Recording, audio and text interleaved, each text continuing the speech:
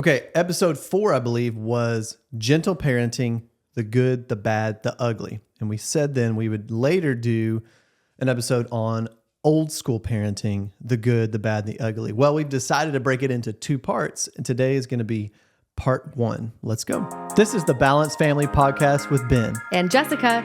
There's a lot to balance when you have a family: marriage, kids, health, career, while you're trying to balance all the opinions out there on how to do things right. Today, we'll cut through the noise, tackle hard questions, and share stories as we try to get to the heart of the things that really matter. Okay, so I really enjoyed that discussion on gentle parenting and just like a lot of the modern trends in parenting. And whenever we talk about old school parenting, it's hard to just like pin down what exactly we mean.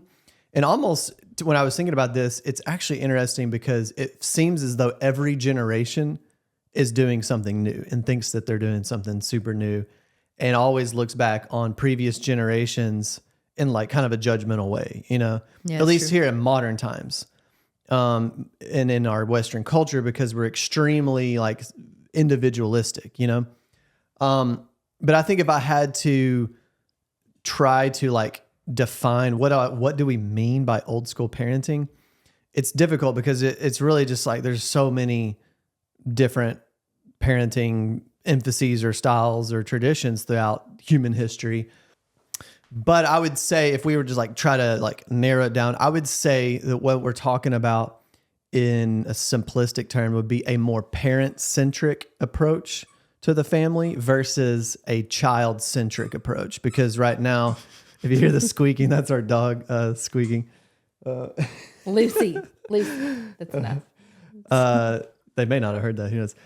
Gentle parenting, a lot of the modern trends are extremely child-centric to the point where it's just like the child's needs just dominate parents' thoughts and consciousness.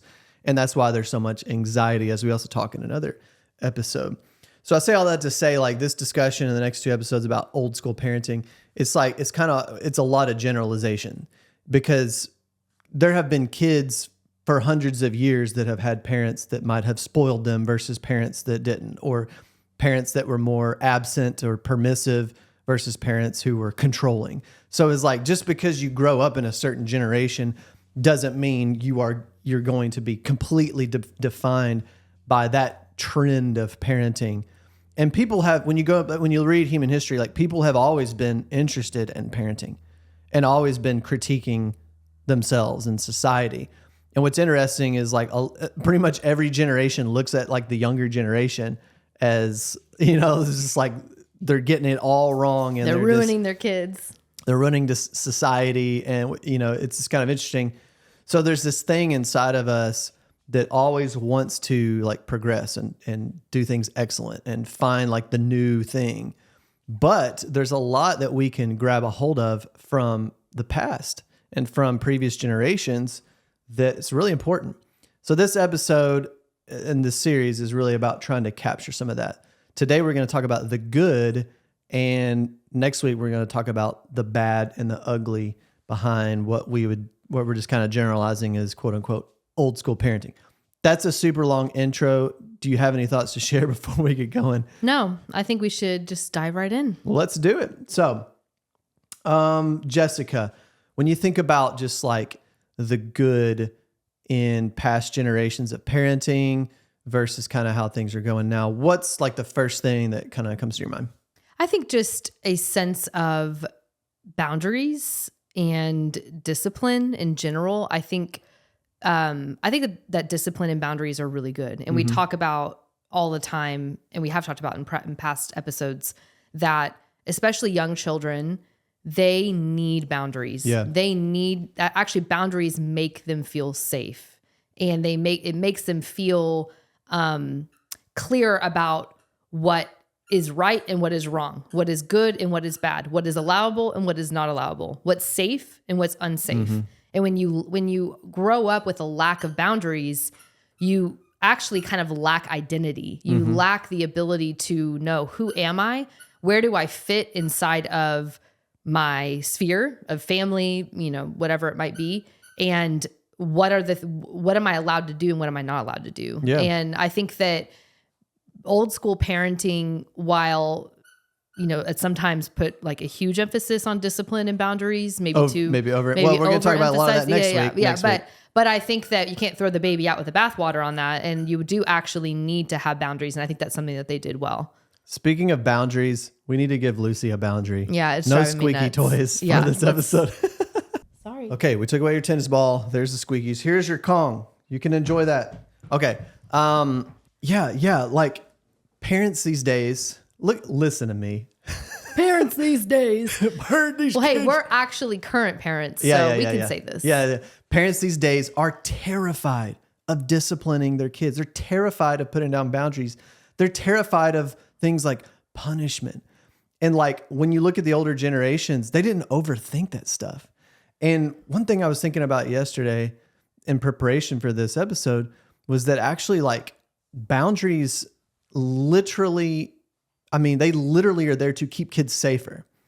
And so it's ironic how our generation is so focused on kids' emotional needs to the point where they don't want them to be traumatized by having a home with common sense boundaries and discipline, but actually put your kid like in more danger, honestly. And that ties into one of the things that's been really good about looking at older generations of parenting is the importance of authority. And authority is this other thing that like we talked about in the gentle parenting episode. People have such a bad taste in their mouth because of the abuse of authority, to where they've thrown the baby out with the bathwater and they can't conceptualize what loving authority talks about. And in my dad class, that's what I talk about is like, you are an authority. You are a loving authority. If you're all love and no authority, you can't lead your kids. If you're all authority and no love, then you can't establish a relationship with your kid. It'll jack up a lot of things inside of their life. And so it's all about balance, which is why we started this podcast, is like trying to build inside of people's hearts and minds this idea of what it looks like to build a balanced family. But authority is so critical to what you're talking about, Jessica, discipline and boundaries. And without authority, your kid is literally less safe. Like literally, I have watched in so many public situations, a parent who has no authority where I'm like, dude, that kid could run out in the street and get killed because that parent has absolutely no authority to tell them to stop running. I mean, it's like petrifying. Well, and then those parents have to resort to really intense interactions with their kids because they are actually in an unsafe situation, which is traumatic. Yeah, or kids. more humorous situations where they're literally chasing their kids all over the park, chasing their kids in public, chasing their kids out into the street. Like, it's like, there's an easier way to do this, dude. Like, build a house where authority is like a value of yours. Let me give you another example. This was literally yesterday. I took one of our kids to swimming lessons, and she goes to this nice swimming academy, and they've got like their own facility. It's really nice. And there's this mom there. Bless her heart. She had two. Her youngest was probably like, I don't know, 13 months or something like that. I know this mom. I saw her the week before. I know who you're talking about. Go ahead. I don't know. This could fit a lot of parents in our age. And then she had a son he was probably like 4 or 5, whatever. That's the thing is like when you have this lens of authority as a parent, like you can quickly identify which parents don't know how to build authority. And I'm not like judging her, or I'm using this as a teaching moment for people listening to this podcast.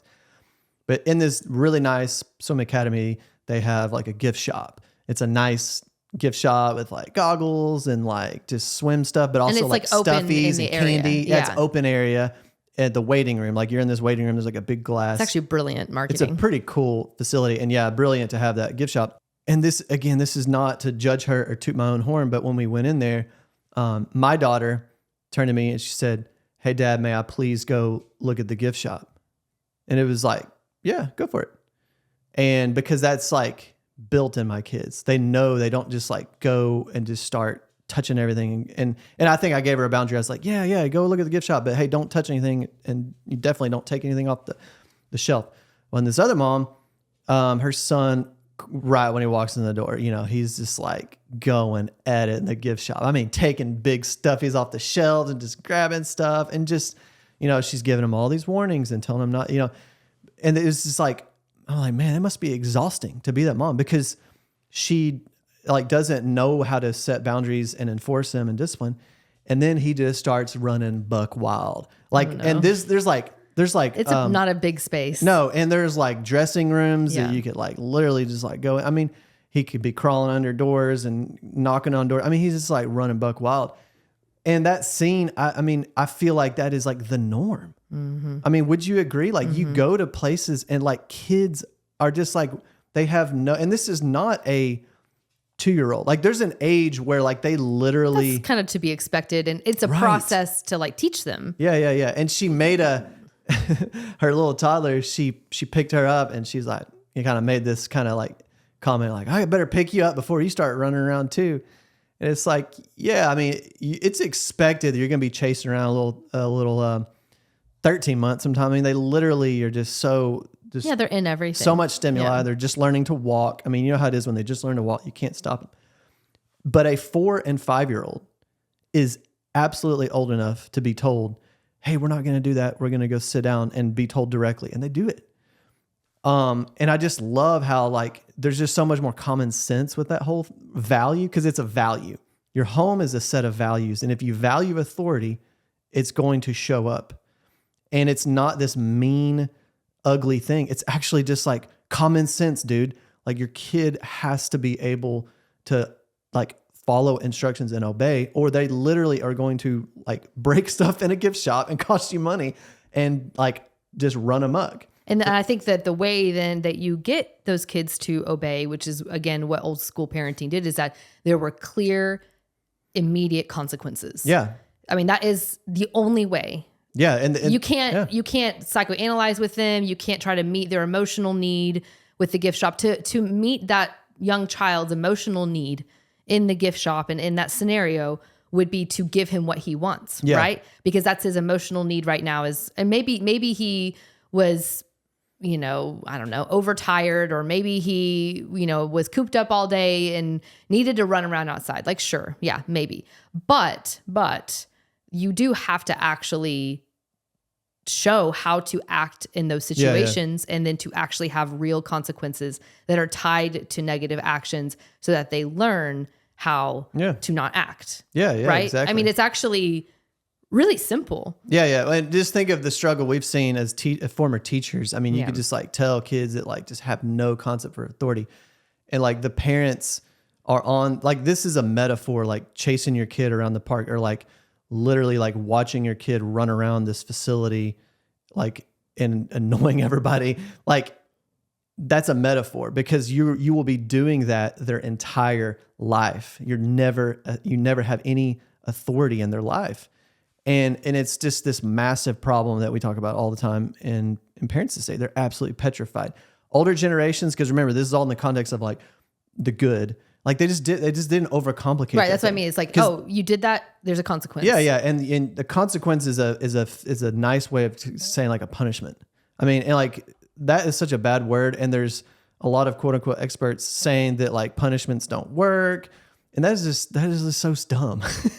Like, yes, like with everything that you can overdo it. And if it's not strategic, if it's arbitrary, if it's inconsistent, yes, it can lead to fear-based parenting, if you will. Or shaming, like shaming punishments are not good. We're going to get into that. We'll get into all that next week. We're going to get next week. I have lots of anecdotes about that too. I mean, it's the same thing with rewards. To say that rewards don't work, it's like, well, obviously you don't need to be bribing your kids nonstop and they only be motivated by rewards.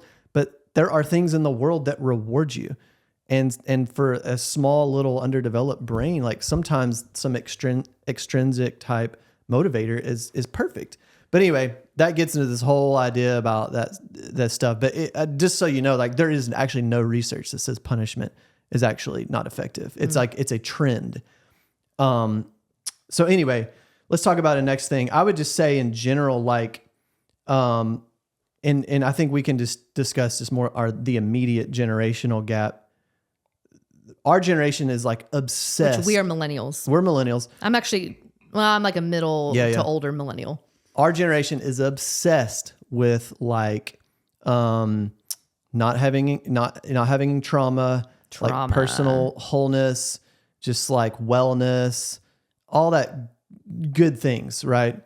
I would say we grew up and there was a lot more emphasis on independence and achievement and stuff like that. It's like that was a big emphasis. And that growing up in the 90s too, there was this sense of just like opportunity. You know, the Cold War is over and it's just like, man, college, you know, every kid should go to college. Yeah, it was just like go achieve. College readiness was a huge deal back and I then. think our generation got burned by a lot of that because as we're seeing now, like a college degree doesn't mean the same as it used to. And it developed a lot of performance mentalities that, you know, when you don't perform well, then you kind of crumble. Right. But I would say like, because today we're talking about the good and kind of like previous generations, they didn't overcomplicate some of that stuff. It was just like, yeah, go work hard, achieve, you know, like pull yourself up by your bootstrap. And that's a great benefit of just even being in a country like our country is like that actually there is opportunity. And I feel like parents just like instilled that better into kids back then at scale than now, which is like, it's so focused on kids feeling good. And it is just like kids are going into and this is actually statistical research, like they're going into their young adult years with absolutely no direction or drive or ambition. And I'm massively generalizing, and this problem is statistically even worse with boys. But anyway, what would you say about just like that being a good and like just having that common sense? I think the other thing too is that I remember that generation wasn't really, didn't like entertain us. Like we were expected to entertain ourselves, you know? And back then, like we didn't have smartphones or anything like that. You know, I did have a Game Boy. So I guess that was like, you know, my only screen that I used. You had a Game Boy Color. I did have a Game Boy. I actually had a Game Boy Color with the see-through. The clear background. With like purple. So it was, and I mean, I dominated those Pokemon games. Anyway, like I guess that would be like some entertainment, but I don't remember my mom like structuring our day around this like constant flow of entertainment. Yeah. It was very, when you talk about independence, there was a lot of independence fostered in just boredom and me just riding my bike around the neighborhood, me, you know, doing all, I mean, I remember playing Little House on the Prairie in our backyard with our dog and me making like soup and like, and I was older. I was probably, this would have been when I was in Missouri. So I would have been, you know, second grade. And, you know, I think that's one thing that was really good because what it did was it allowed for creativity. It allowed for resilience. It allowed for just in general independence, just kind of figuring things out on your own. You know, there was never like this sense that my mom just dropped her entire life for me while I was young. You know, it was like she had a lot of things going on. She would chit chat with her girlfriends on the phone. Like she would, you know what I mean? Yeah. And I feel like if you were to compare it to now, it's like I literally hear from people, new moms who are like, you know, okay, how should I be playing with my 4-week-old? And it's like, no, don't play with your 4-week-old. Just take them along with what you're doing. Like strap them to yourself and go about your life. Yeah. And I feel like that is kind of a metaphor in general for just old school parenting. And you know what I mean? Yeah. Like I'd never remember my parents entertaining me in that way that it's kind of expected now. It's actually expected. Like when I'm at a park and I sit back and relax and read a book, like I am the only one doing that. Yeah. Every other parent is up there with their kids, playing with their kids at the park. And I'm like, so the whole point in the park is so that I don't have to play with my kids. Yeah. That's actually the reason why we're here is, or if I have friends, like my girls know, like if we go to the park on a play date with a friend, like I am not playing with them.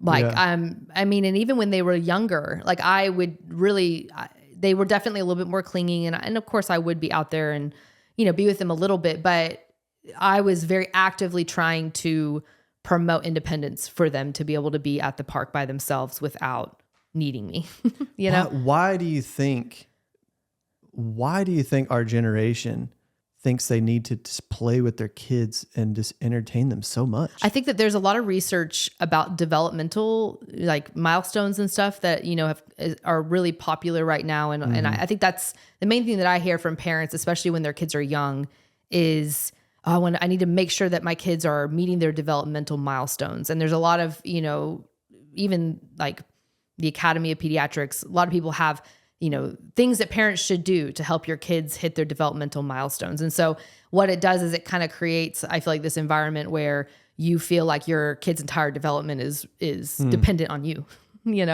And I think that obviously if you are a parent who like literally pays no attention to their kid, then you could probably improve in that. But I would say for the vast majority of people who are like listening to this podcast or are a student of ours in our classes, like you are already clearly invested in your kid. And so like do less. Like you could actually do a whole lot less and not feel this need to just entertain all the time, to have all of, I feel like parents are always just like, okay, I'm going to take them to the play place. I'm going to take them to the trampoline park. I'm going to take them here. I'm going to put them in this activity. I'm going to do this activity, this craft with them.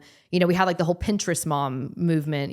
This was a while ago when I was a mom, of like all these Pinterest crafts you would do with your kids. And like, I feel like there's just this kind of constant feedback to moms about like, if to be a good mom means that you do all these crafts and you do all these things with your kids. And I think that that's just kind of just perpetuated this belief that you are your kid's sole source of entertainment. And I feel like you and I did not parent like that. I mean, I didn't. I was a stay-at-home mom and I went about my business during the day, and my girls independent played from the beginning for like all day. And never had a problem with that. And we would do activities. We'd go to the library and stuff. It wasn't like I like literally stayed home all day, but I would structure my day not around necessarily entertaining them. I would structure my day around their naps, of course, but like it wasn't like I was always thinking like, okay, how am I going to develop my kid today? It was like, okay, hey, I need to clean today and I need to run this errand today. And my kids are going to come along with me. Yeah. And if I need to clean, they're going to play. You know what I'm saying? Yeah. Well, you say that though, but would you say that because I'm going to share my experience in a minute, but like, would you say you had kind of like the burden or kind of like this guilt sometimes of like, am I doing enough? Am I giving them enough attention? Sometimes, but I think too, I don't enjoy imaginary play at all. And I am not a crafty mom. So I think I did have a little bit of guilt with that. Yes. But I think I also like just so much hated both of those things that it was, I got over that guilt pretty quickly. Made it easier. It did make it easier. I don't actually find joy in doing either one of those things, And so my girls just kind of learned like, and I would do, what's funny is that I actually would do crafts. Like I would do stuff like, it wasn't like I never did anything, but I guess what I'm saying is it's more about the mentality behind it of I need to entertain my kids 24/7. I just never had that mentality. It's because it's interesting that you characterize yourself like that, because I would have said like you've been a very involved mom but I was really interested in like, did you struggle with the guilt and stuff like that? No, not really. See, I would say I do. And even now, sometimes I'll feel like, and so maybe I'm more susceptible to kind of like this generational trend of like, am I doing enough? Yeah, because dads back then like were not involved at all. Yeah, and that's what's funny. That's the irony that we'll talk about that next week of just, and some of the bad and the ugly is just like how like the super, we'll get into that with like men and roles and stuff, but like we're the most involved generation of fathers like ever in terms of like domestic tasks and childcare and stuff like that.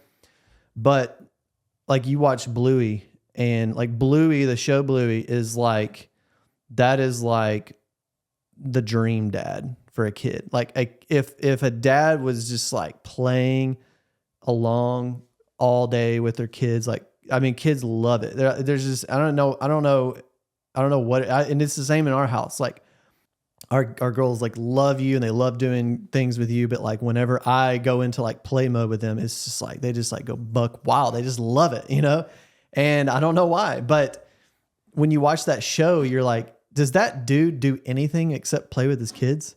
You know? And it's this ideal, I think, that is not balanced, that portrays the father as just like the fun dude that just plays all the time. And a father is so much more than that. And so I would say like, yeah, whenever, and still like, I would just have this kind of pressure on me of like, I got to make sure to like play with the girls and, you know, because they enjoy that so much. And, I'm learning to come to more balance and realize like, and when I say like, this is not like a struggle. It's just like, there's something on the back of my mind because of just, I would say the trend in our generation.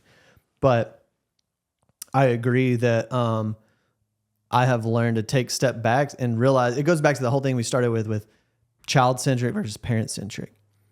And I would just say the key to all of this stuff is being values centric. It's like being family centric. Because if you focus all on the parent, that's not good for the kid. If you focus all on the kid, that is certainly not good for the kid. So you're building something whole. It's a family. And that means like sometimes like, or a lot of time, kids have to be independent. They absolutely have to be independent. And, you know, guided play sometimes is bad for kids. Like they need boredom. I remember as a kid being like so depressingly bored as a little kid. Me too. But I never would have dreamed to go to my mom and dad and ask them, what can I do? Like entertain me. Like, come on, let's go. Can we go somewhere? Can we that just never crossed my mind. Yeah. And I feel like that happens more with kids. Right? There's an expectation of like, I'm bored. I need my parents to now help me with that boredom. I don't think parents before our generation really struggled with that as much. No, I agree. And I think that, you know, I think there are studies that show that boredom fosters creativity. Yeah. And so you're stifling creativity in your kids, you know, because it's those bored moments for kids where then they have to tap in kind of deep and become innovative or experiment and try something new that they maybe wouldn't have tried before. And without that space to do that, without that boredom that you and I both experienced, you know, we both, I think, tried out new things and had new experiences. I mean, gosh, if I was bored, my mom would be like, you know, or just, I don't even know, my mom would say this, but I remember thinking like, I just need to go play outside. I'm just going to go ride my bike around. I'm bored. I'm going to go ride my bike, you know? And it was like, I would just go around the neighborhood and I have really good memories of that. Yeah. And it's funny because our girls they'll complain about being bored. And one in particular, actually it's just one girl who complains about being bored. The other two, no, the other dudes sometimes they do too, sometimes, but anyway, you know, she will come to us and ask for us to entertain her. And I have no guilt saying to her, nah, sorry. It's good to be bored. Yeah. Bye. Go figure out something to do on your own, you know? Another thing I want to talk about with the good is like hard work and like grittiness and resilience, even though that resilience is like a popular term now, but like, and again, this is massive generalization. There's always been lazy people. Always. Yeah. But like when you study in history, prosperity and like the impact of prosperity and the generational impact of prosperity, there is like a character curve, if you will, of like when there's a period where things are growing and like there's like direct correlation between hard work and achievement. And there's just like a nation, for example, when a nation is young, like there's a different mentality, there's a different work ethic. And eventually when there's usually a few generations down, when there is prosperity, or affluence or comfort, it has a direct relationship to the character inside of that generation, 3 generations down. Meaning like hard work and stuff. Exactly. Or you can even take like, you know, immigrant populations, like the you know, immigrant populations in every society. This is not just America. It's just like when you're a first generation migrant, like, I mean, it is a grind. You're establishing yourself. Like you're in just a different mindset than your great grandchildren will be, who are fully assimilated and have no connection to that original like struggle and like that it was to like migrate to a new country. And that's just interwoven into our particular country, America, because, you know, it's a nation of immigrants. And you can read in like the literature, like people comment on that. It's like, we knew how to work hard, and we had to, pull ourselves up by our bootstraps. These kids these days, they're just handed everything. Like, they don't know what they've got. They can't appreciate it, stuff like that. And I feel like that principle of just like, when you grow up in comfort or affluence, like you could scale that down to like a family. You could scale that down to a nation. You can scale that, or scale it up to a nation. You can scale it to anything, but the principle is like, it's all about what that particular generation values. And we're coming out of, if you look at like American history, we're coming out of like some very hardworking generations. And we're born into like this kind of affluence, and there's the consumerism and just like technology. I mean, just life is a lot easier. Which is funny because the rhetoric doesn't say that, but yeah, you think about the Great Depression. I mean, that was, your grandpa and wasn't grandma long ago. Was not long ago. Yeah. And so you're right. Like, if you look at it over time, we're definitely a lot more affluent. We have food on the table. We can order something off Amazon and have it to our doorstep 2 days later. Everything's, and peace. You look I used to be a history teacher as well. I always talk about history. But history is important. History is very important. Because I think you can look at and you can make, I hear people on social media make these generalizations about our current times. And if you don't know history, you don't know that actually all those things are false. Yeah. And you look in history, I'm talking all like when you study like warrior generations, people that had to literally fight to protect, their village, their country, whatever that period of that crisis was in that time period. Like, there's a different mentality in like a warrior, like a fighting type generation. And you read some literature, and a lot of them complain, like, that can remember the sacrifice it took, is like their kids don't know it. They're spoiled.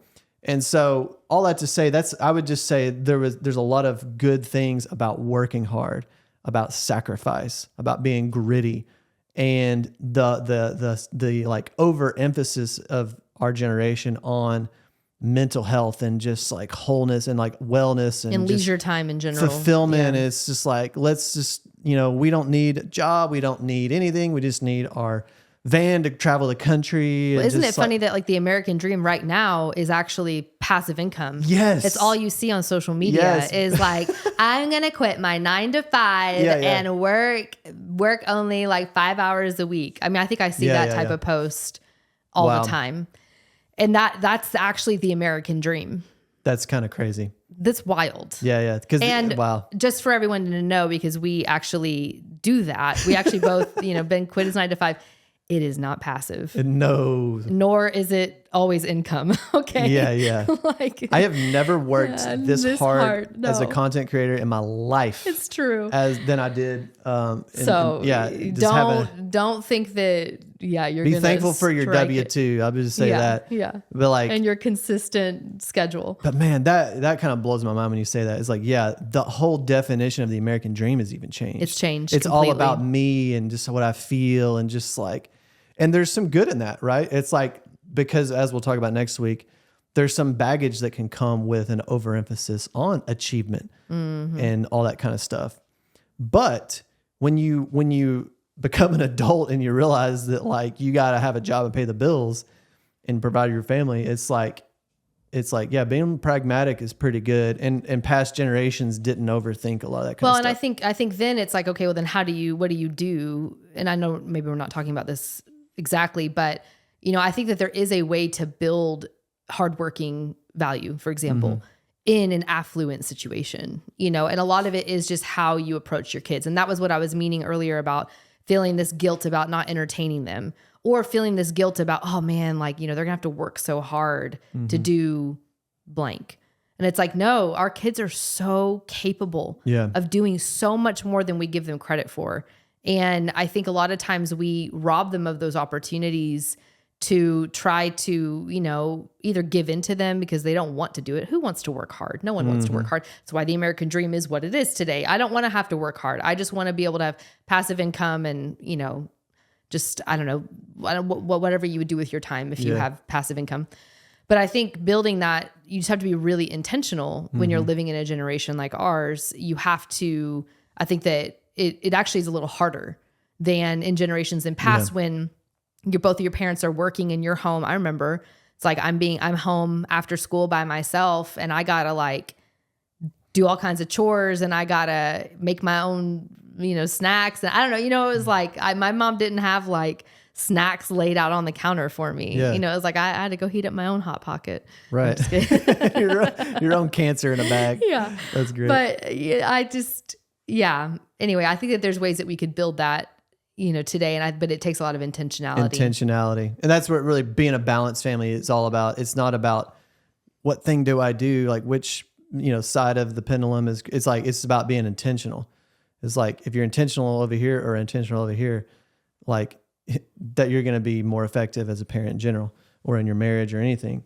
But yeah, you have to be very purposeful to instill hard work inside of kids when life is so comfortable. And, man, I really learned a lot listening to my parents or my grandparents and just like stuff that they went through. And, it's important to impart that to kids too. And it's also important to remember that your kids watch you, even if you're not giving your kid attention nonstop, they're watching you. They're always learning from you. I mean, how many of our memories were just like watching our parents just do day-to-day stuff. And that's just how kids are designed. They're not designed for you to necessarily always have to be giving them that attention. They're learning whether you're saying anything or not. I guess maybe to wrap this discussion up about the good on quote unquote old school parenting is just, society's past, people were just more relational, more communal, more multi-generational. In today's society, it's we literally institutionalize other generations. Throughout most of human history, your family unit was multi-generational, and that was normal. And so there was a shared knowledge, and our parents didn't grow up with Google. Their grandparents didn't grow up with Google, and it's we parents nowadays, we've talked about it, they would rather Google something than go ask for advice. And there's a convenience in that because we all want answers and we want them fast, right? You don't want to be picking up the phone every 5 minutes. But it's where is that taking us in a long term where we don't have real relationships? And now AI is pretty much going to replace a lot of relational connectivity. And that's something I think we should look back at past generations and be like, man, if that's the natural human need, relationship, community, shared knowledge, how do we as young people in this AI generation try to foster that in ourselves and our kids? Yeah, I think community is so important, especially when you're first starting out, being able to have older people just to be able to ask advice to and to be able to bounce things off of. I think there's a lot of wisdom in just being able to, just have that access to community. And that is, you have to be intentional as well about that for sure. And so that's the good in old school parenting. I'm sure we missed some things, but overall, those are kind of the high points that we think are noteworthy for old school parenting. And next week, we will talk all about the bad and the ugly of old school parenting, which is there too. Things to learn from there too. For sure. All right. Yeah. See you later. Peace out. Thank you so much for listening today. It would mean so much to us if you left a review on Spotify, Apple Podcasts, or wherever you heard this. And let us know your thoughts on today's episode by leaving a comment on Spotify or YouTube, where you can also watch these episodes.